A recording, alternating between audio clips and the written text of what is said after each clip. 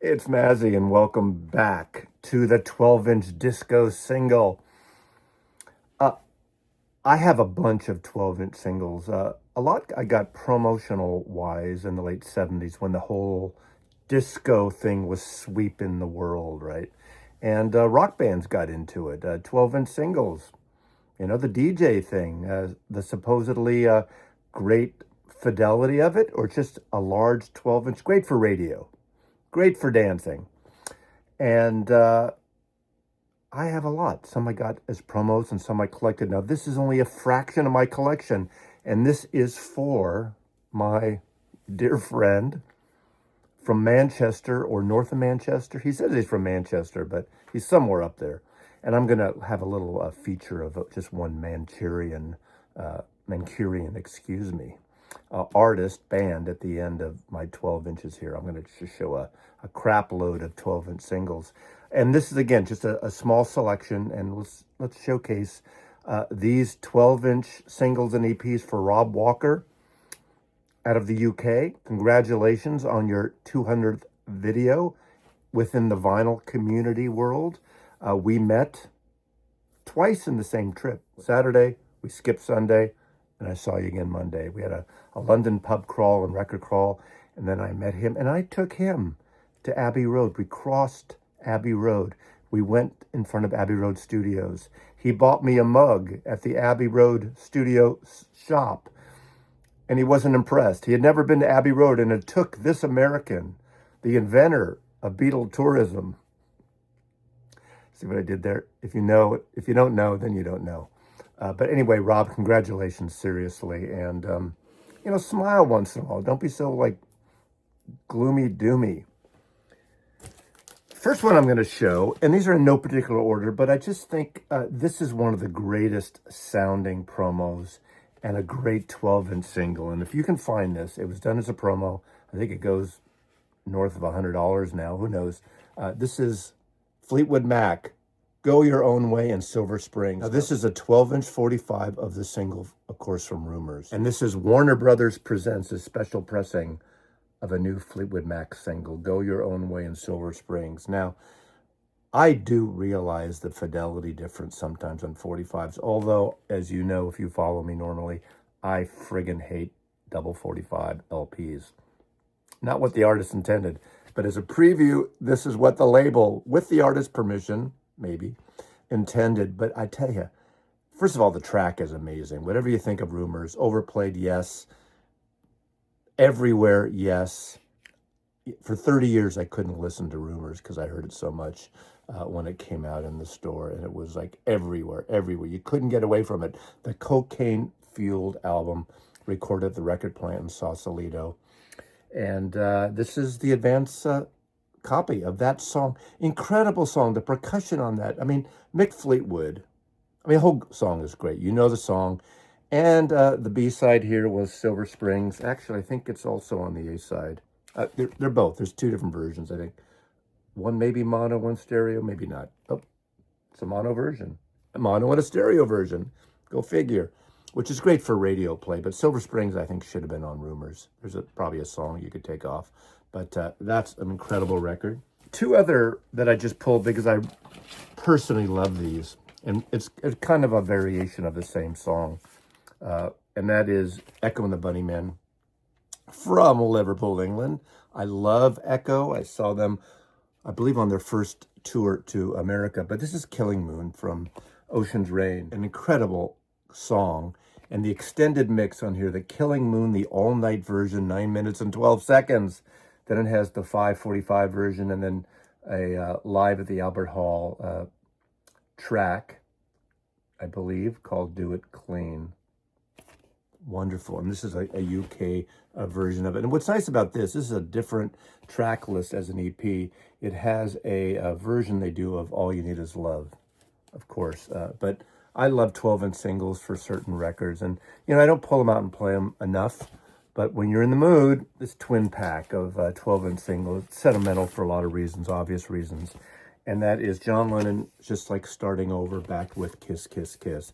I got this 12-inch, I think about a month before the album came out, before we heard the album. And this is obviously after John Lennon's 5-year hiatus, and he comes back with Double Fantasy. And I remember listening to this, and I really liked it. I liked John's voice. I liked the production. It had that retro Elvis Presley thing, and looked back in a way on rock and roll. But when I flipped it and I played Kiss, Kiss, Kiss, that song looked forward. That song took what the B-52s were doing with Rock Lobster, in turn took that from Yoko Ono's sound, and she kind of mirrored back and used her original sound, a little bit of that B-52s with Jack Douglas producing here. And that's an incredible song, Kiss, Kiss, Kiss, even with the long orgasm. But I have to acknowledge this 12-inch. And obviously this was the song that they mixed the day we lost John Lennon. They were coming back from, I believe, the record plant. And he had a cassette in his hand. And this was the mix, and this was the song. This was released a year after John died. Yoko Ono's Walking on Thin Ice with that incredible screeching guitar of John, that heavy beat of the percussion, an incredible record, an incredible song of John and Yoko, one of the great blends of them together. And whatever you think of Yoko, I am a fan. Most people who watch me know that. This is an incredible record. And obviously, emotionally, it adds something because of what happened. But aside from that, this would have been a killer track anyway. And there's so many mixes over the years. Ironically, like in the 90s and the early 2000s, there was a whole series of club mixes of Yoko songs that were in dance clubs and kind of big in the charts. And I have a bunch of 12-inch singles of Yoko. Seek out one of those Yoko videos I've done, and you can see every cover of Yoko 12-inch singles along with her discography. The disco thing. Every friggin' band, it seems like, in the late 70s into 1980, the rock bands, the boomer bands did disco. The Stones did disco. Pink Floyd did disco. Everyone did disco. David Bowie did a form of disco. Of course, Paul McCartney, too. Good Night Tonight. Totally discoed. This is a 1979 12-inch from the UK pressing. I have American versions. I have the disco single. Now, this proved it's disco. It literally says disco single on this white label promo copy from Columbia Records. This is the commercial version. This is the promo. The commercial has the great B-side of Daytime, Nighttime, Suffering. What a great harmonic vocal arrangement on that, too. Anyway, with Denny Lane and Linda and Ball, Good Night Tonight, Daytime, Nighttime, Suffering. Now, Paul has a ton of 12-inch singles. I have them all. I'm not showing you all, but this is one I quite like. Of course, in 1980, that great record, McCartney 2, the more electronic, experimental, all you can eat. I play everything, and I'm experimenting and noodling on the synthesizers and all kinds of stuff. But Temporary Secretary, one of those tracks, people friggin' love it or they can't stand it. I happen to love it. Of course, Temporary Secretary backed with Secret Friend, a non-LP track on Parlophone, UK copy. Next from Paul McCartney is this one. I love this track. And it's definitely artwork you'd expect to see on a George Harrison release. And lastly, in the McCartney section, the worst record, or in the top 3 worst recordings Paul McCartney ever did. This is the biggest piece of crap, but I have the 12-inch, the title track, the party mix from Spies Like Us. This is crap at its finest. This is good crap. I mean, Paul wrote a lot of stuff. So when you, even the albums that I'm not all in love with, there's always 3 or 4 fantastic tracks. But this is a soundtrack. He's done a lot of one-off soundtrack things. Of course, Chevy Chase and Dan Aykroyd movie. Party mix of My Carnival also. From the Warner Brothers motion picture. Shitty movie. Shitty theme song. Terrible. That's Paul McCartney. What's great about the Smiths catalog, and what I do like about Morrissey, how he picked these, quote, cover stars, mostly European, English for the most part, with some exceptions, images of actors and celebrities from the UK on the 12-inch singles. I'm just going to go through these really fast. The Smiths, Big Mouth Strikes Again. James Dean. The joke isn't funny anymore. Ask William, it was really nothing. How soon is now? The boy with the thorn in his side.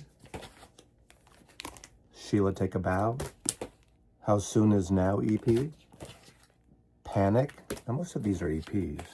What difference does it make? I wish I had the cover with Terrence Stamp. He made them pull it apart. Was it on a 12-inch or just a 7-inch? I don't know the answer to that. What difference does it make? So I have some American and UK copies. That's the American and the UK. Heaven knows I'm miserable now. This charming man. I started something I couldn't finish. Girlfriend in a coma. I know. Last night I dreamed somebody loved me. Shakespeare's Sister. And finally a posthumous release by the Smiths. The Queen is Dead. Congratulations, Rob. That's a handful of 12 inches. Maybe someday I'll take a really deep dive into my 12-inch EPs and singles. Thanks for watching. As he loves you. Yeah. So we just got recognized. Yeah. There was a woman in the pub, and somebody just sent her the video of us record shopping on Saturday. Yeah. So she was kind of stalking us. Yeah, she was stalking us. Yeah. She followed us. Very nice. American from Austin. But you like that kind of celebrity stardom. Yeah, I'm used to it. It's not a big deal in Manchester. In Manchester, everyone's celebrity. Even in London. Yeah. You can't escape it. Exactly.